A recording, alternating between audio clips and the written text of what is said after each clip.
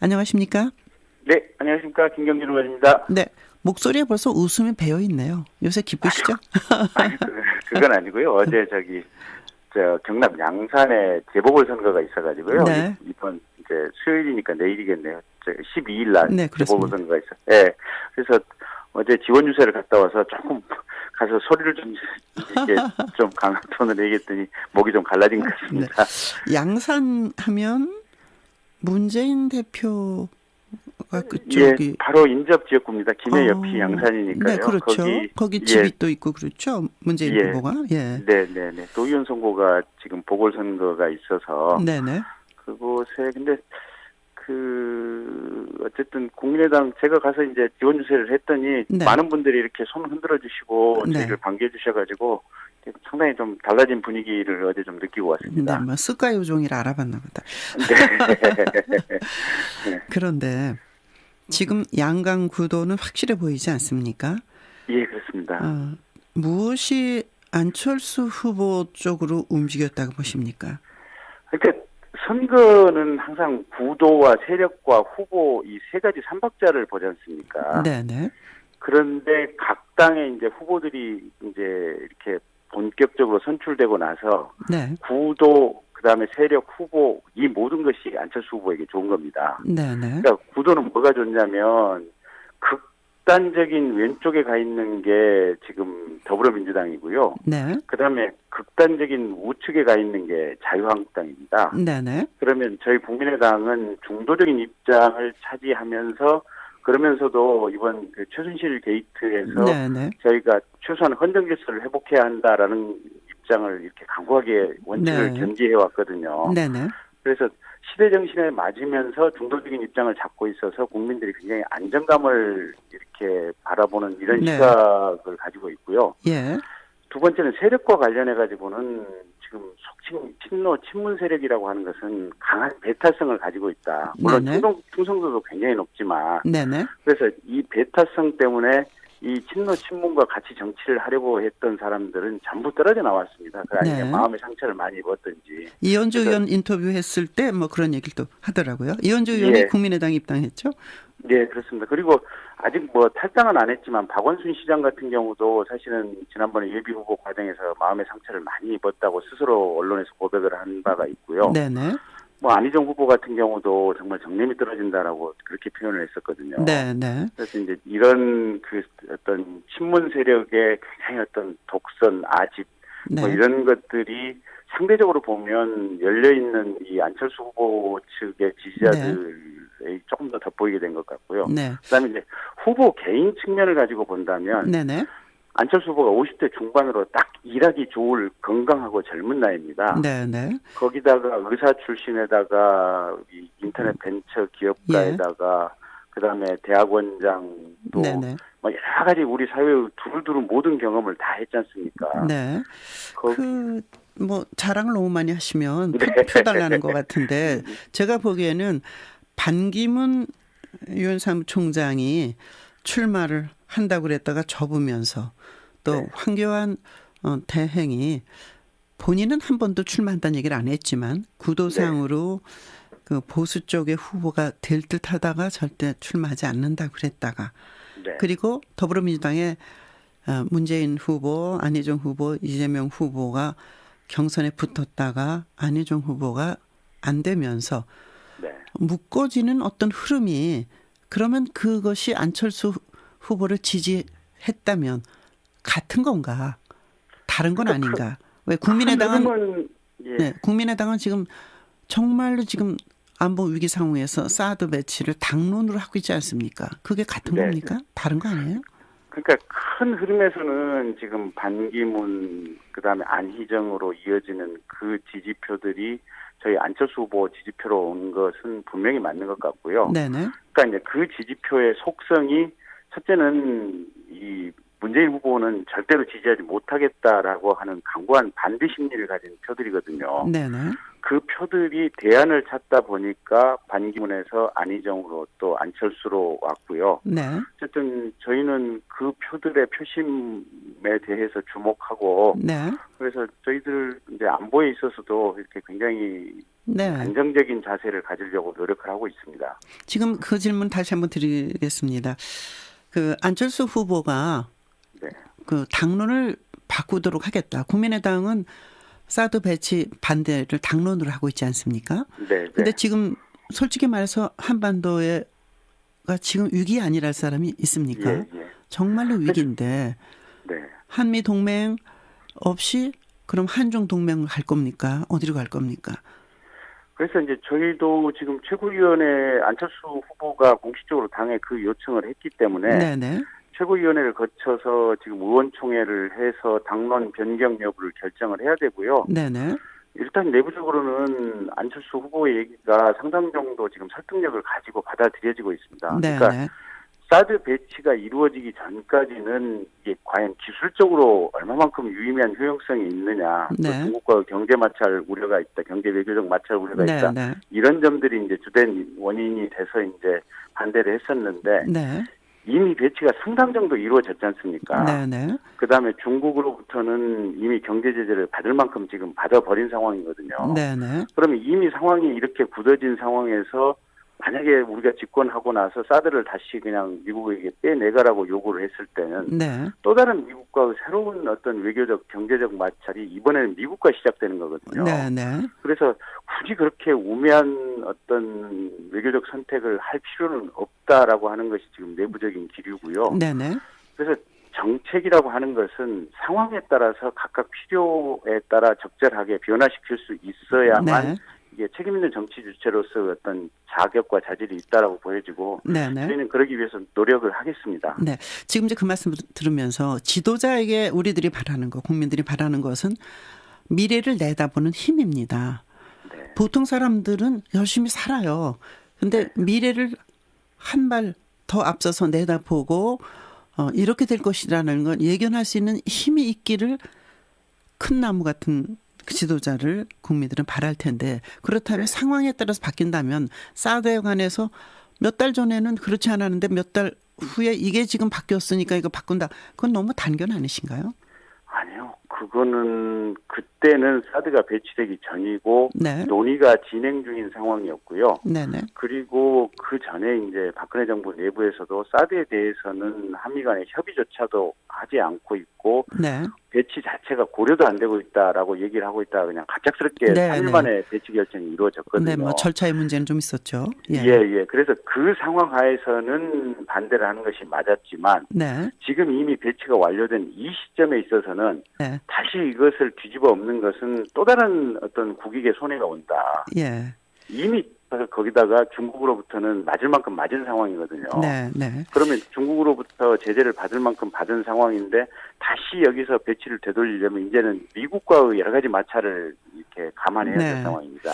그러면 지금 국가를 운영하는 지도자가 굳이 그렇게 우매한 선택을 할 필요가 있는가? 네. 라는 어떤 의견들을 내부적으로 많이 나누고 있습니다. 네. 김 의원님 지금 그 우리가 안보 외교의 위기라고 생각하십니까? 안보가 항상 위기죠. 이게 네. 북한이라고 하는 이게 전제 독재 국가에다가 네. 이 지도자의 비이성적 판단에 따라서는 하시라도 이게 전쟁 우려가 있는 상황이다 보니까 네. 네. 저희 한반도는 근본적으로 안보 위기 상태에 상시 놓여 있는 겁니다. 네. 미국에서 그 주한 미국 대사를 아직 내정도 아직까지 하고 있지 않다는 거 상당히 좀 우려스러운 얘기가 참 많이 나오는 것 같습니다. 그런 가운데 왜 무슨 가짜 조폭 뭐 이런 얘기가 나오는데요. 그건 어떻게 됐습니까? 글쎄요, 그게 그러니까 이제 저도 이제 청문회로 유명해진 다음부터 길거리 가다 보면 하루에 뭐 적게는 한 20-30번에서 한 100여 번 정도 이렇게 사진 찍자는 요구를 많이 받거든요. 네네. 근데 인상이 험해 보이거나 아니면 무슨 좀 생김새가 느낌이 묘하다 그래서 그 사진 찍자고 하는 요구를 거부할 수는 없거든요. 그렇죠. 예. 예, 그건 정치인의 숙명인 겁니다. 네네. 예. 그래서 뭐 어떤 행사장에 가서 어떤 상황에서 사진을 찍었든지 그거는 뭐 정치인이 그 사람과 어떤 정치적인 네네. 의견을 같이 한다, 이해관계를 같이 한다 네. 이렇게 얘기할 수는 없는 거고요. 그거를 뭐 조폭하고 우연히 사진 한번 찍혔다 그래서 무슨 조폭과 연관이 있다 그게- 이렇게 얘기하는 것은 너무 좀 심한 얘기 아닌가 네. 싶습니다. 그런데 그게 네. 국민의당의 뭐 지구당 위원장 또는 뭐 지역을 맡고 있는 사람이 동원했다. 그건 확인된 거 아닌가요? 아니요. 그게 이제 전라북도에서 숲을 가꾸는 어떤 그 기관 단체의 창립식이 있었던 자리고요. 네네. 안철수 후보가 이제 그 자리에 초청돼서 갔고 참석자가 한 400명 정도 되는데 네네. 그 중에 전라북도 청년 상공회의소 출신 회원들이 한 4, 50명 정도 왔다고 합니다. 네네. 근데 이제 그 중에 일부하고 사진을 찍었는데 그 사진을 찍은 일부 중에 그전에 이제 폭력 전과가 있다든지 뭐 이런 예. 사람이 사람이 한두 명 끼어 있었다고 그래요. 그래서 네. 지역에서 이제 지역위원장이 그런 사실 알기 어렵죠, 사실. 네. 그래서 일단 뭐 큰 문제는 없다 그런 말씀이신 걸로요. 고등학교 시절에 뭐 100만 원 고액과를 받았다 안철수 후보가 지금으로 치면 한 달에 1,000만 원씩 쓴 거다. 또 그리고 그 부인되는 김 교수의 뭐 1+1 채용 의혹. 또 아니 그 김미경 교수 건도 이제 굳이 말씀을 드리면 예. 그 대학에서 이제 의사 자격증을 받고 의대 이제 의과대학 대학원에 네네. 진학해서 병리학으로 석사 박사학위를 받으신 분이거든요. 네, 네. 거기다가 미국에 유학해서는 미국에 이제 로스쿨을 다니면서 현지 변호사 자격증도 취득을 했습니다. 네, 네. 그래서 미국 현지에 있는 대학에서 연구 책임자로 그러니까 법률학과 그다음에 네. 의학과 이 두 가지의 융합 지식을 겸비한 사람이기 때문에 현지 네. 연구 책임자로 한 2년 동안 일을 했었던 사람이기 때문에요. 네. 실력이나 자격은 충분하다 그런 말씀으로요. 네, 자, 네. 딸의 재산 공개 안 하는 것에 대해서 왜 공개하지 않나? 많을 것이다 분명히 안철수 후보가 부자니까. 근데 공개를 왜 안 하죠? 글쎄요, 딸이 재산이 많은지 틀리는지는 제가 굳이 지금 안철수 후보께 여쭤보진 않았는데. 아니 그냥 짐작컨대요. 네. 안철수 후보 재산이 뭐 한 2, 3천억 됐고 지난번에 네. 기부를 대략 한 1,000에서 1,500억 정도 무슨 동그라미 재단인가 기부한 걸로 알고 있거든요. 네, 네.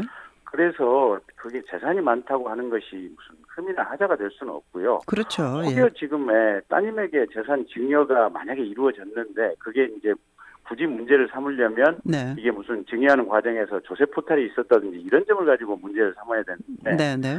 딸의 재산을 공개하지 않은 게 딸의 재산이 많아서 공개하지 않은 것이 아니냐 뭐 네. 이런 식의 얘기를 그렇습니다. 만들어내면서 인터넷 실검 1위를 지금 계속해서 만들어내고 있거든요. 네, 네. 그래서 그런 자세나 이런 것들을 그냥 공개하시죠. 왜 공개를 안 하는가? 그래서 저는 질문 드리는 겁니다. 자, 저도 한번 논의해 보겠습니다. 그러시죠. 그 네. 안철수 후보가 기업인들 만나서 일자리 만드는 그 경제 살리는 건 기업 그리고 민간의 몫이다. 이런 말을 한 거는 문재인 후보의 81만 개 그 뉴딜 정책 이것을 겨냥해서 한 말인가요? 예, 그렇습니다. 그게 지금 문재인 후보는 매년 한 10조, 20조씩을 써가지고 5년 동안 이제 일자리를 인위적으로 만들겠다는 얘기거든요. 네네. 근데 지금 박근혜 정부 때 국가 부채가 약 200조 정도 증가를 해서 지금 총체적인 국가 부채가 약 400조, 500조 정도에 육박을 하고 있습니다. 네네. 그래서 과연 이게 지금 현재의 재정 상황으로 그게 가능한가, 실효성이 있는가라는 네. 문제가 하나가 있고, 네네. 두 번째는 그 대통령 임기가 끝나면 과연 그러면 그렇게 만든 일자리는 지속 가능할 것인지, 네네.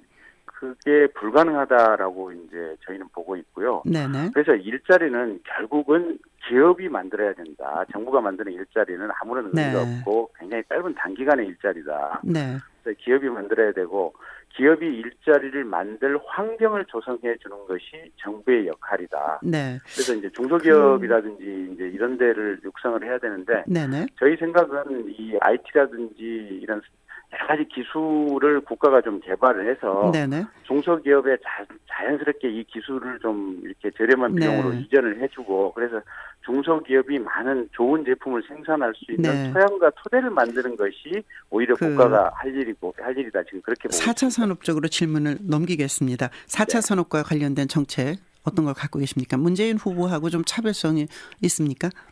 저희는 일단 지금 4차 산업 시대에 대비를 해서 네. 약 10만 명 정도의 사물 인터넷 또 통신 전문가들을 이렇게 육성해야 된다. 네네. 그래서 이 육성을 위한 교육이 필요하다라는 생각을 하고 있고요. 네.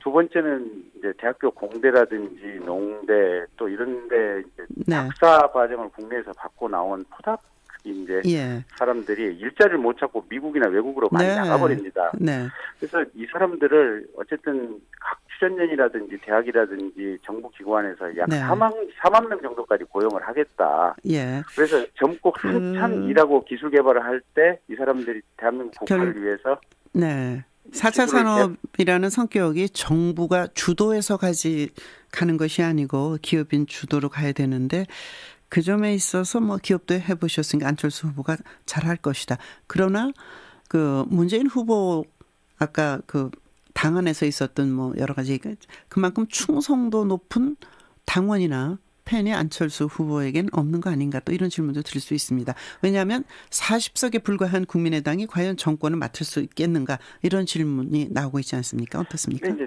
두 가지 측면에서 말씀드릴 수 있는데요. 네.